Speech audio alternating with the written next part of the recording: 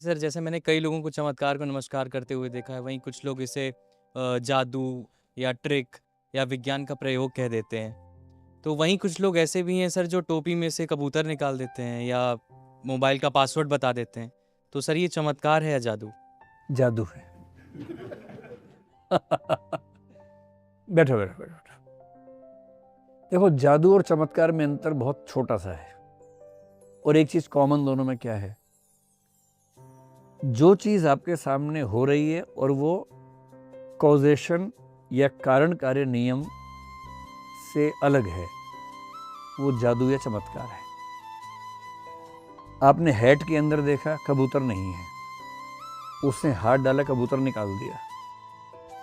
आप परेशान है कि यार कारण नहीं था, कार्य कैसे हो गया? आपके मोबाइल फोन का पासवर्ड आपको ही पता है, मेंटलिस्ट को या जादूगर को नहीं पता है, पर उसने क्रैक कर दिया और आप परेशान है कि यार जब मैंने बताया ही नहीं, कैसे निकाल लिया? मैं तो नहीं पढ़ पाता किसी का दिमाग, इसने कैसे पढ़ लिया? ऐसे बहुत सारे जादू हैं। कोई पानी के ऊपर चलता हुआ दिख रहा है, कोई हवा में उड़ता हुआ दिख रहा है, कोई हवा में बैठा हुआ दिख रहा है, लेविटेटेड अवस्था में बैठा हुआ है।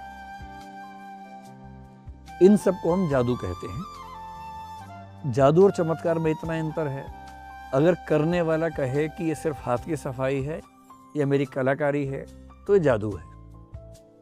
अगर करने वाला कहे कि भगवान का हस्तक्षेप है तो चमत्कार है। चमत्कार और जादू में इतना ही अंतर है। अगर करने वाला कहे कि मैंने किया है, अभ्यास से किया है, हाथ की सफाई से किया है, कई साल मैंने इसकी प्रैक्टिस की है, आपको चकमा दे दिया है, आपको झांसा दे दिया है, और डरो मत, सुपरनेचुरल नहीं है, केवल हाथ की सफाई है, तो जादू।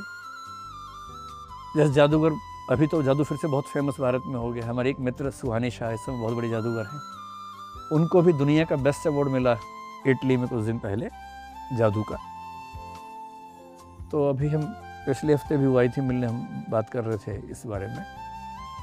ईमानदार, वो बहुत ईमानदार लड़की है, तो वो बार बार ये बात क्लेम करती है कि मेरे पास कोई सुपरनेचुरल पावर नहीं है, मैं केवल अभ्यास कर करके सीख के ये सब करती हूँ, और ये सब केवल जादू की ट्रिक्स हैं।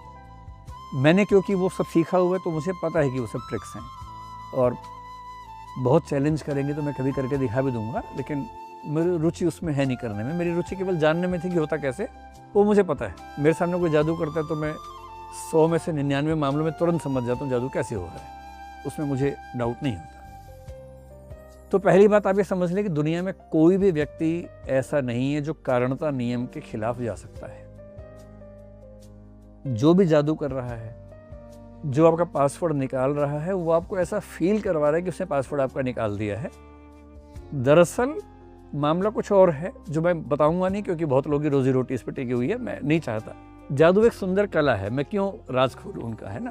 मैं राज नहीं खोलूंगा, लेकिन हाँ, कोई सुपरनेचुरल पावर नहीं है किसी के पास, वो सब खेल है। एक ऐसा खेल है कि उसका हिस्सा आप भी, और आप समझ नहीं पाते कि कैसे निकल जाता है, और आपको लगता है कि उन्होंने आपका दिमाग पढ़ लिया। दिमाग दुनिया में कोई किसी का आज तक ना पढ़ पाया है, शायद ना पढ़ पाएगा। टेलीपैथी के एक्सपेरिमेंट्स हुए न्यूरोसाइंस में, वो भी साबित नहीं हो पाए अब तक। और मेंटलिज्म टेलीपैथी का ही एक फॉर्म कुछ लोग मानते हैं। उस पर अगर बात होगी तो मैं एक्सपेरिमेंट्स का जिक्र करूंगा कि कैसे होता है। चमत्कार का मतलब ये होता है कि भगवान ने किया है, या भगवान ने किसी व्यक्ति विशेष को स्पेशल पावर दी है कि तुम करो। भगवान के चमत्कार क्या है? मेरे ख्याल से जब तक विज्ञान किसी चीज की व्याख्या नहीं कर पाता, हम चमत्कार मानते हैं। सूर्य ग्रहण एक समय चमत्कार था, चंद्र ग्रहण एक समय चमत्कार था, ठंडे प्रदेश में गर्म पानी का चश्मा एक समय चमत्कार ही था, इंद्रधनुष भी एक समय चमत्कार था। आपको पता है कि एक समय तक सपना आना भी चमत्कार था। सपने आते थे, इसलिए लोगों ने माना कि आत्मा होती है, जो मर गया वो भी दिख रहा है रात को सोने पे, यानी कि वो जिंदा है। आत्मा की धारणा सपनों से पैदा हुई, ऐसा कई लोग मानते हैं। इन लोगों ने पहली बार पानी के अंदर अपनी छवि देखी, उनको लंबा समय ये समझने में लगा कि ये हम हैं। एक समय तक लोग मानते रहे कि पानी के अंदर दूसरी सभ्यता रहती है, चमत्कार लगता था। पश्चिम में एक आदमी नार्सिसस नाम का पागल हो गया था पानी के अंदर खुद को देख के। वो इतना सुंदर था, पानी में छवि देखी, पागल हो गया कि ये कौन है, मुग्ध होकर देखता रहा। और उस नार्सिसस नाम के व्यक्ति से ही कॉन्सेप्ट आया नार्सिसिज्म, इसीलिए आया। अधिकांश चमत्कार खत्म हो गए क्योंकि विज्ञान ने व्याख्या कर दी उसकी।